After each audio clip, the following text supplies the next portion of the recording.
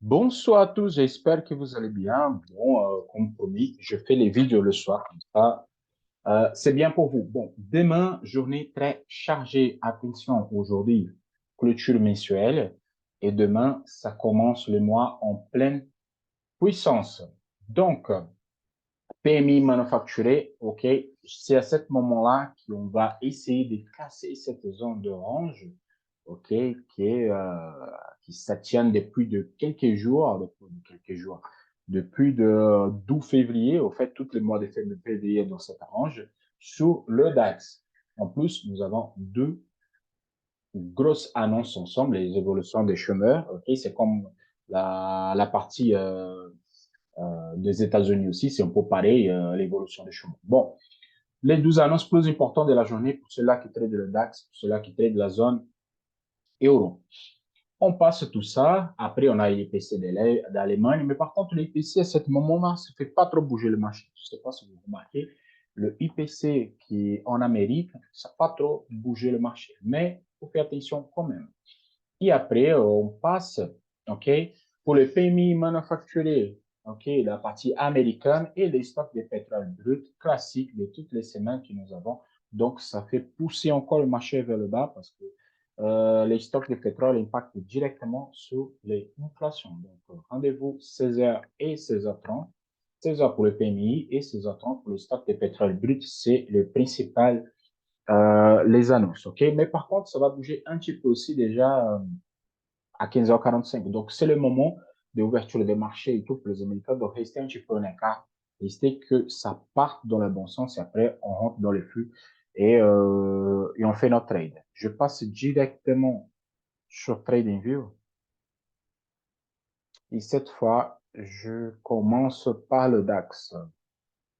Juste pour vous montrer parce que les annonces plus importantes, c'est sur le DAX. Donc, le DAX, nous sommes sur cette orange, OK, qui c'est toujours cette belle orange qu'on va acheter sur la zone des 15 250 et on va vendre sur la zone de 15 550. Donc, c'est la zone d'achat et vente. OK? Aujourd'hui, il n'y a pas eu grand chose à faire. La partie bonne, c'est que le DAX, il a sauvé le mois de février positif, au contraire des indices américains qui sont clôturés tout en négatif. Donc là, ça, c'est un bon signe pour le DAX pour le mois à venir parce que là, on peut aller chercher le record historique. Donc, je viens sur la charte direct et je vous dis, demain, on peut, oui. Pour moi, ça, c'était le point d'entrée d'aujourd'hui. OK, cette petite touche ici sur le canal, c'est un excellent point d'entrée pour ceux-là qui ont profité du mouvement. Et après, vous avez vu, acheteurs et vendeurs, ils sont ensemble. OK, ici à observer. Quand je suis venu ce matin, je regardais un petit peu le DAX, je restais complètement en écart, même si ça donnait des bons trades depuis de hier. Donc, c'était positionné hier, deux niveaux. Aujourd'hui, pour l'ouverture, vous avez vu, il n'y a eu rien du tout. Donc, c'est impossible de trader sur le marché neutre comme celui-là. La ouverture et la fermeture, ils sont presque sur le même prix. Donc, l'évolution des R39%, c'est rien. On ne peut pas trader sur ce type de marché. Donc, pour demain, qu'est-ce que j'attends? C'est la même dynamique, OK? Elle arrive à 15 550.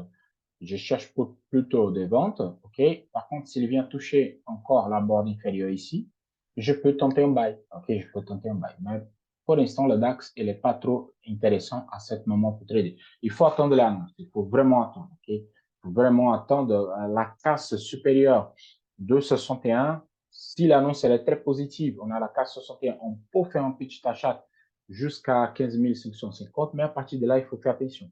Le achat vraiment en sécurité, c'est au-delà de 15 600. Okay? C'est l'achat en toute sécurité, comme ça, c'est le top départ pour continuer le marché. Parce que si on regarde à long terme, on a notre gros canal de H4 et on a juste un pullback là-dessus. Mais c'est un pullback sur la zone d'orange et on ne peut pas trader. Je passe sur le Dow Jones et je viens sur le clôture mensuel pour que vous pouvez remarquer de quoi je parle.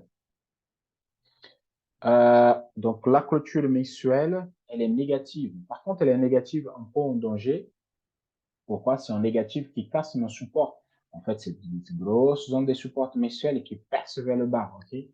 Donc, pour pousser jusqu'à 30 150, okay? C'est le support avant, le support hebdomadaire qu'il y a. Parce qu'au fait, là, d'un coup, c'est comme j'ai dit, il avait cette ligne-là, il a ses mains et prend de casser cette zone.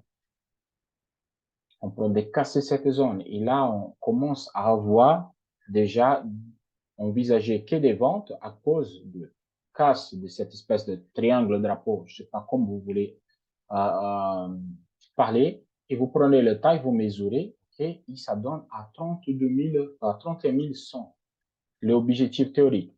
Je crois que 31 100, c'est trop, mais la zone de 32 000, okay, au 32 200, il faut venir parce que c'est notre support hebdomadaire. Et c'est cette zone de support hebdomadaire qui c'est solide quand même. Mais là, je suis plutôt vendeur sur le Dow Jones. Hier, je vous avais dit, résistance,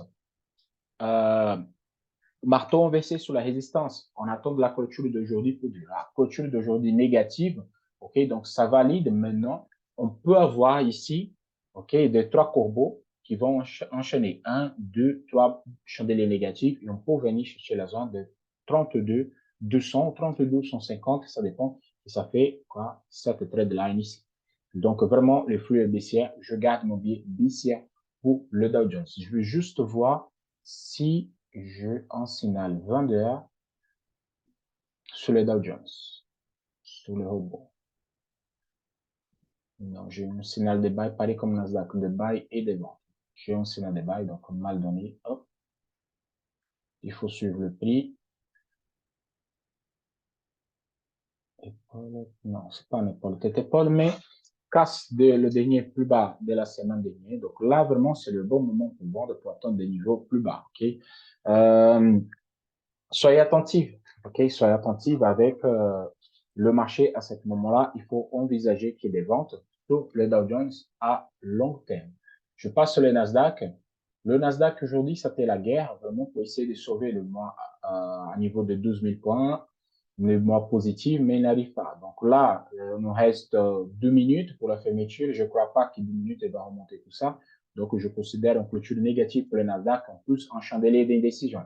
En grosse mèche, ça veut dire que les vendeurs, ils sont vraiment présents là-dessus. OK? La résistance ici, elle est sauvée. La résistance de 12 060. Donc, la couche est plus bas. Il y a une forte chance que vous chercher la zone de 11 700. OK?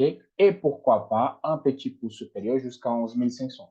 Donc, moi aussi, je passe au vendeur sur le Nasdaq, OK? Sauf si demain les annonces sont magnifiques et ça pète vers là haut. Mais moi, je suis plutôt vendeur, OK? À partir de maintenant, sur le Nasdaq.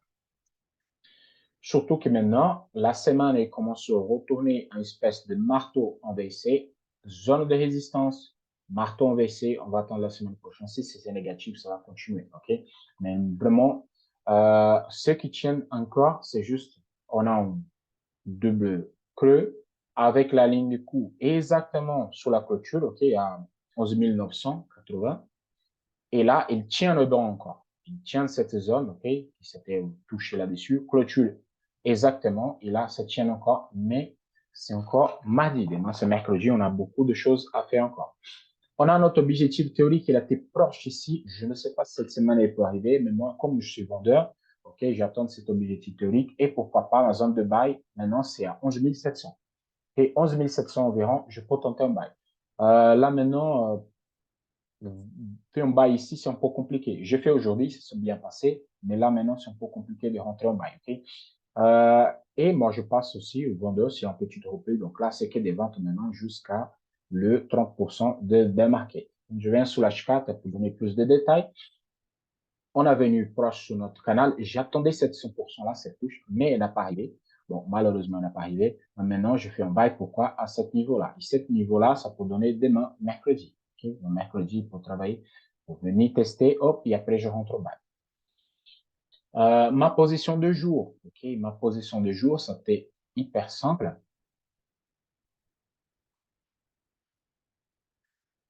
La position de jour, c'était sur 5 minutes. J'ai eu cette bail, ok, j'ai eu cette bail-là. Mon stop loss, elle était plus bas et mon objectif, c'était ici, sur les 100%, 12 200. Il a corrigé un petit peu. À ce niveau-là, je fais une nouvelle bail, ok, parce qu'en fait, dans la zone de 38 qui tient. Oh, il a fait le test, il a fait un double. Voilà, les doubles creux ici, ok, hop. À ce niveau-là, je l'avais rentré déjà. Donc, je validais ma position. Hop, j'ai clôturé la position que je l'ai pris. Et moi, je pris un take profit ici à 78. Donc, en gros, première position, sortie à 0. OK. Première position que moi, je rentrais par là, sortie à 0. OK. Sortie à 0. Et la deuxième position, qui moi, je rentrais carrément ici, à ce niveau-là. J'ai pris 100 pips. OK. Donc, c'est bon. La journée était profitable. Maintenant, ça baisse. Signal de vente en plus donné. Si on a un petit pullback à ce niveau-là, je rentre à la vente encore une fois. Et mon objectif, c'est pour demain, 11 800. Et pourquoi pas ici, la zone de 50%. S'il casse ce dernier plus bas ici, la zone de 12 000, on va directement sur 11 700. Et là, d'abord 11 900 et pourquoi pas les 11 700 qui c'est les 50% de Fibonacci. Donc, passe le dernier plus bas, vraiment, je passe à la vente directe avec une vente de long terme, bien évidemment. OK? Le gold, je suis surpris par le gold aujourd'hui. Et vraiment, je suis très surpris par le gold. Je vous dis, les ventes, elle a été très claire, la vente, elle a bien passé, mais nous avons ici notre zone des 61 de Fibonacci qui tient le banc. OK? 61 de Fibonacci, hop, ça tient le banc. Je ne sais pas jusqu'à quand, mais ça tient. Donc là, je suis sur le canal et je dis hier, OK, que j'allais faire la vente. OK, sur la casse des 61, il faut vendre, effectivement. Par contre, je passais en bail à la casse de 12, 18, 20 ou en pullback là-dessus. Casse plus le pullback. Et c'est ça qu'il est fait. C'est pour ça que moi, je suis surpris. Exactement. Comme je dis que moi, je travaille la méthode, c'est justement ça. Bon, petite casse, que j'ai rentré en bail avec celle avec un petit stop loss très haut pour deux niveaux. Donc, au premier niveau, elle attend, j'ai sécurisé, hop, ça sort à zéro. OK, normal. J'ai eu un signal de bail. Je ne pas rentré, OK, je ne pas rentré sur le signal de bail justement parce que j'ai dit, OK, moi, j'ai fait un bail, il faut la casse qui s'était effectuée sur l'H4 et un pullback. Donc, je vais attendre qu'il travaille. S'il revient sur cette zone-là, la zone de 18-20, il sort encore une fois par haut en petite mèche, hop, là, je peux envisager en retour sur les 50% de FIBO. Mais pour l'instant, vraiment, là, c'est stand-by. Je vais attendre les mouvements. Je ne rentre pas n'importe où. Je ne fais pas n'importe quoi sur le marché. Là, la casse, elle est faite. Oui, la casse, elle est faite. C'est sur H4. OK. Le canal, c'est H4. Donc, casse valable sur H4. La casse, elle est valable. Si je retourne à ce niveau-là de 18-20, là, je fais un achat. D'abord, pour les 50% de FIBO et pourquoi pas, on retourne à 18,50 qui c'est la dernière résistance majeure. Donc, je pourrais faire, oui, mais je fais avec cette critère-là. Moi, je vais attendre qu'il travaille la zone, hop, petite réflexion. Et c'est tout. Bitcoin, non, parce que Bitcoin, c'est une fois par semaine, mais juste un petit coup d'œil pour voir si ça baisse ou si ça monte. Comme ça, je peux essayer de vous guider. Voilà. La casse, elle est faite, pullback effectué, et là, ça perce. Bon, il a sauvé les mois positifs, le Bitcoin. Okay. Hop, voilà. Je pensais que le Bitcoin, il a fait comme un Nasdaq, mais là, il a fait un excellent topi, magnifique le topi, positif, ok, mais c'est un chandelier de décision quand même. Ici, comme on a un chandelier de décision, il ne faut pas savoir s'il va continuer à remonter. Hop, s'il me fait une belle étoile ici, il s'en retourne vers le bas. C'est possible? Oui. De toute façon, j'attends de la vente parce que nous avons notre gap qui n'est pas comblé à ce niveau-là. Et lui, elle a la gueule qui va venir combler cette gap. Vraiment, comme j'ai dit. Donc, c'est tout pour aujourd'hui. Je vous souhaite à tous demain une excellente journée de trading. Attention avec les annonces. Attention vraiment avec les annonces, OK, pour demain. Et je voudrais aussi remercier le canal sur Telegram, OK, un ami. Moi, je le connais pas personnellement, mais lui a indiqué mon canal pour les analyses. Merci beaucoup, OK, pour celui-là. Merci. Moi, je vais laisser sur les liens ici le canal à lui. Comme ça, vous pouvez rentrer. J'ai accompagné un petit peu ce travail. Il travaille que sur le gold. C'est d'excellents résultats qu'il fait sur le gold. Je vais mettre sur les liens. OK? Il y a les liens de l'information et les liens de bot tout en bas. Je vais mettre sur le premier commentaire de cette vidéo. Je vais partager les liens de son canal Telegram de gold. Vous pouvez voir, vous pouvez les suivre. Vous faites comme vous voulez. Excellente journée de trading à tous demain. On se voit le soir pour de nouvelles aventure. Ciao, ciao.